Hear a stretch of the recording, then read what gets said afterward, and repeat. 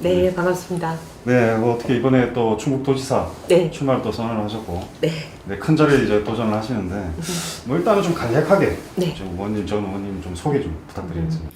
저는 이제 평생 경제를 고민하고 경제 문제를 달아온 경제통이라고 감히 말씀을 드리고 싶습니다.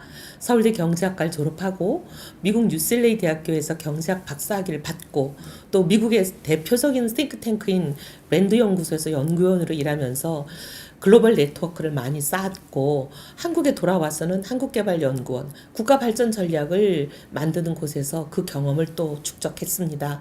그리고 이제 국회로 와서 의정활동 12년 동안에 경제통 예산통으로서의 경륜과 노하우를 쌓았다고 감히 말씀드리고 제가 그동안 나라가 주신 기회 국민이 주신 기회로 쌓은 이 글로벌 네트워크와 저의 모든 경륜과 노하우를 이제 충북 발전에 충북 경제를 만개하는데 온전히 쏟아붓고 싶습니다. 저 일단은 저 마산 출신이시고, 그리고 또 울산 며느리라는 또 타이틀이 좀 있어요. 근데 또 이제 충북도지사 출마 이후에 또 충북의 딸이라는 또 타이틀이 또 이렇게 또 부각이 되고 있어요. 좀 어떻게 보면 충북과 어떤 접점이 있으신지. 저희 충북은 저희 이제 일가가 큰 댁 작은 댁 뭐 모두 싸그리 대를 이어서 살고 있고 지금도 살고 있는 곳이 제천입니다. 근데 아버지도 제천 사람이고 제천서 성장하셨고 근데 이제 저도 제천서 어린 시절을 보냈지만 아버지가 군인이라는 것 때문에 전방 배치를 받을 때 학교 갈 때다 보니까 학교 이제 아버지의 직장 때문에 제천을 떠나서 학교를 다니게 된 거죠. 그래서 이제 학교를 다니게 된 곳이 이제 마산이다 보니까 마산 사람이다 이런 인식도 있고요. 예. 그런데 이제 뿌리는 제천이고요. 그다음에 이제 울산은 시집을 울산으로 갔으니. 그렇죠. 근데 여성들은 시집을 울산으로 가면 시댁 주소가 기본 본적지 비슷하게 됩니다. 아, 예, 네. 예, 예. 등록 기준지라는 이름으로 그렇죠. 예 그렇게 되어 있습니다. 여성들은 그래서 시댁이 등록 기준지가 되어 있습니다. 그래서 지금 현재 그 친척분들도 상당수 지금 네, 제천에 계신 언니, 거예요. 오빠, 뭐 동생들 네. 다 제천에 있죠. 아, 예, 저희 오빠는 또 제천 해병대 전후회 회장도 하시고, 그렇죠. 예, 해병대 전후회 충북 연합회장을 초대회장을 하시고 또 연임도 하셔서 여러 번 하셨습니다. 예, 그래서 제천에 굉장히 또 그게 있으십니다. 연고가 좀 있으시죠. 네, 네, 네. 있으시네요. 그래서 이번에 그 제 충북 도지사로 이제 출마를 하셨는데 그 충북이 어떻게 보면 이제 지역 균형 발전이라는 의제에 있어서 수도권과 영호남 사이에서 중간 사이에 이제 좀 껴있는 지형적인 위치잖아요. 그렇다 보니까 그런 균형 발전에 있어서 약간 후순위에 밀려 있다는 그런 얘기가 좀 있습니다. 그 부분이 제가 가장 가슴 아파하고 이것은 반드시 현실적으로 해결해야 될 시급한 현안 과제다 이렇게 네. 생각하는 문제인데 과거에 충청 수도권 수도 이전을 충청으로 한다. 이게 이제 다들 충청인들 가슴을 뛰게 했습니다. 야, 드디어 이제 수도권에 밀집돼 있던 사람과 자원과 모든 인프라가 이제 우리 충청에게도 혜택이 오는구나. 충북도 굉장히 그 기대를 갖고 많이 그 충청 수도권을 수도 이전을 지원했습니다. 했는데 이제 10년이 넘는 세월이 흐르고 지금 뚜껑을 열어보니까 오히려 충북은 피해자다. 왜냐하면 수도권에서 사람이 내려오는 게 아니라 충청에서 세종으로 블랙홀처럼 사람도 자원도 인프라도 다 빨려가 버렸기 때문에 충북에서는 뺏기기만 한 거예요. 우리에게 온 것은 없고 충북 입장에서는 균형 발전이 아니라 역균형 발전이다. 그래서 우리는 균형 발전의 피해자다. 그래서 이것을 바로 정상화하고 회복해야 된다. 균형 발전을 회복해야 된다. 이것이 저희의 절실한 과제입니다. 근데 이 부분에 대해서 그동안 이제 충북의 민주당 출신 단체장들이 그 부분에 대해서 그렇게 크게 관심을 기울인 것 같지는 않습니다. 왜냐하면 충북 지역의 단체장들끼리 자기들끼리 협약을 한 충청권 메가시티 이런 공약들에서도 보면 충북은 상당히 소외돼 있고 홀대를 받고 있는데도 그 문재인 정부와 민주당 단체장들이 끌고 가는 소위 충청 홀대를 충청의 민주당 단체장들이 그냥 순응하고 그냥 무비판적으로 수용했다는 생각이 듭니다. 이제 그 시절 끝내야 됩니다. 충청이라는 그 이름으로 충북이 홀대받는 이런 시대는 이제 끝내야 되는 상황입니다. 좀 충북을 지역 발전의 어떤 최우선 순위로 편입을 시키기 위해서 조금 구체적으로 좀 어떤 방안을 보관을 좀 가지고 계신지도 궁금하거든요. 이제 비전으로 말씀드리면 충북은 많은 분들이 잘 모르시는데 4차 산업 시대잖아요, 이제. 그렇죠. 4차 산업혁명의 가장 핵심 산업이 뭐라고 보십니까? ITBT예요. 맞습니다. 근데 이 ITBT의 글로벌 메카가 될 수 있는 모든 잠재적인 요인을 다 갖추고 있습니다. 그런데도 구슬이 서말인데 꿰지를 않아서 이게 만개하지 못하는 거죠. 보배가 되지 못하는 상황인데 이제는 노련한 요리사, 경제 요리사가 와서 이것을 구슬을 깨서 충북 르네상스 시대, 이제 충북의 경제가 옛날처럼 그 호황으로 돌아가는 충북 경제의 르네상스 시대를 열어야 한다. 그래서 이혜훈이 영국의 고질보용을 고쳐서 영국 경제를 부흥시켰던 마가렛 대처처럼 충북의 대처가 돼서 충북의 경제 르네상스 시대를 열겠다. 이렇게 말씀을 드리는데 사실 이제 그 ITBT 중에 이제 예를 들어서 IT만 하더라도 청주의 반도체 산업이 상당히 많이 와 있습니다. 그 하이닉스를 비롯해서 SK도 그렇고. 그런데 그리고 오창에는 또 방사관 가속기가 있죠. 근데 이제 방사관 가속기를 예를 들면 이걸 갖다 놓는다고 일이 끝나는 게 아닙니다. 갖다 놓고 이거를 활용할 수 있는 산업의 전후방 연계 효과가 큰 기업, 대학, 연구소 이런 것들이 직접적으로 클러스터를 이루지를 못하면 이걸 활용하지를 못하거든요.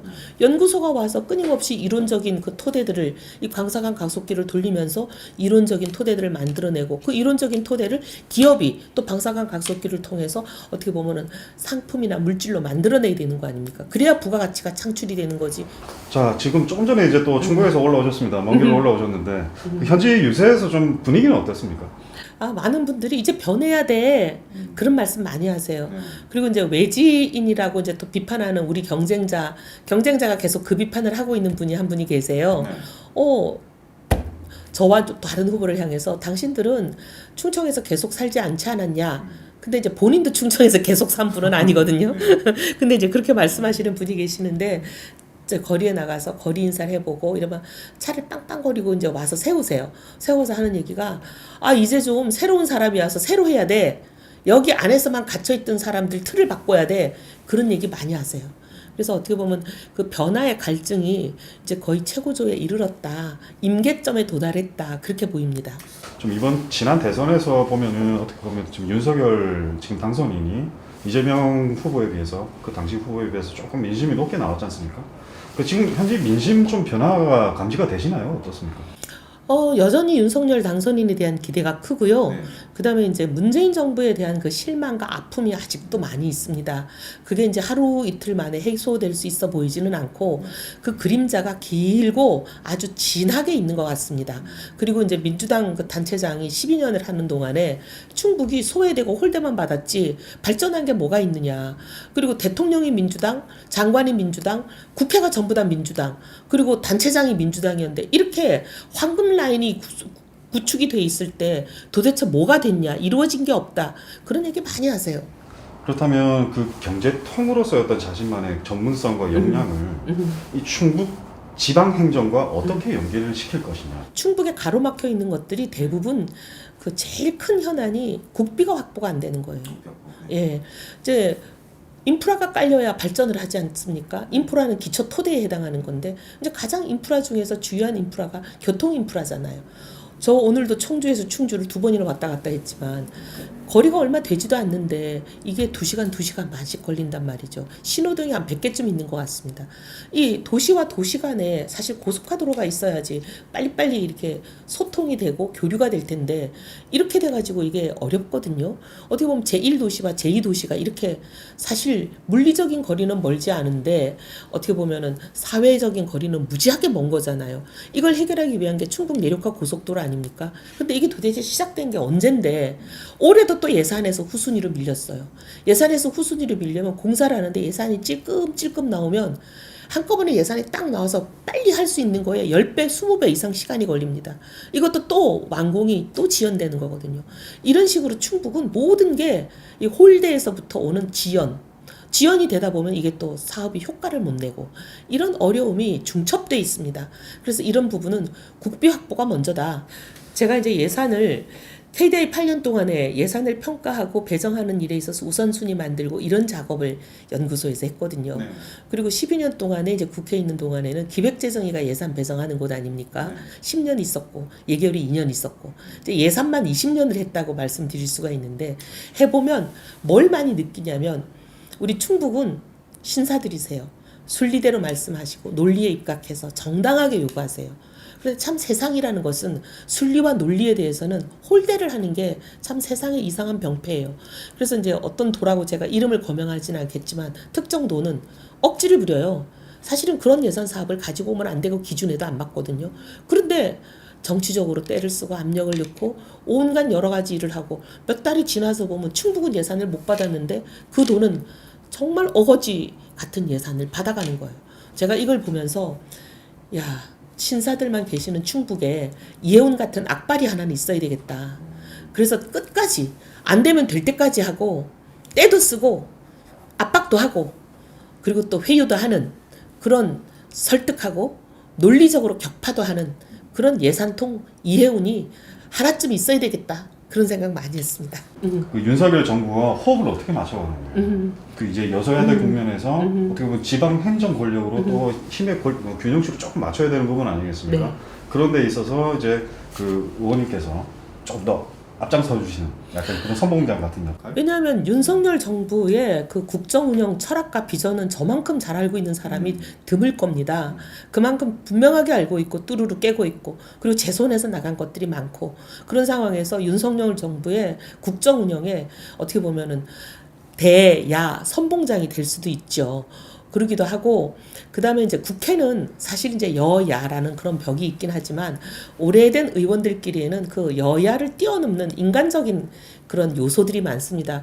또 상대당 의원들하고 굉장히 깊은 관계도 유지하고 또 제가 민주당 쪽에서는 어떻게 보면 합리적인 사람, 보수에서 그래도 대화가 통하는 사람 그런 평가를 받는 사람이기 때문에 그런 민주당 의원들도 잘 개인적으로 설득하고 격파해 나갈 수 있다고 봅니다. 네, 뭐 저도 이제 계속 쭉 이제 봐왔습니다만 의원님을 좀 봐왔습니다만 굉장히 좀 합리적 이미지가 강하세요. 예, 네. 민주당 사람들도 그렇게 얘기해요. 대화가 통하는 국힘 사람이다.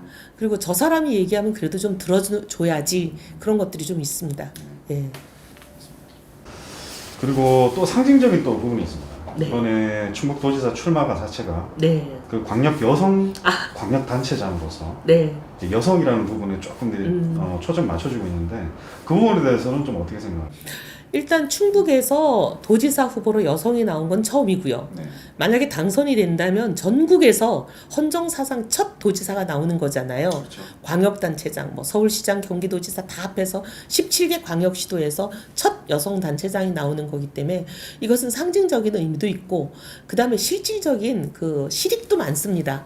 뭐냐면 17명 중에 하나밖에 없는 여성광역단체장이 예산을 요구했을 때 언론은 또 관심을 갖고 이 예산이 배정되냐 마냐 다들 이렇게 기사들을 많이 써주실 거거든요.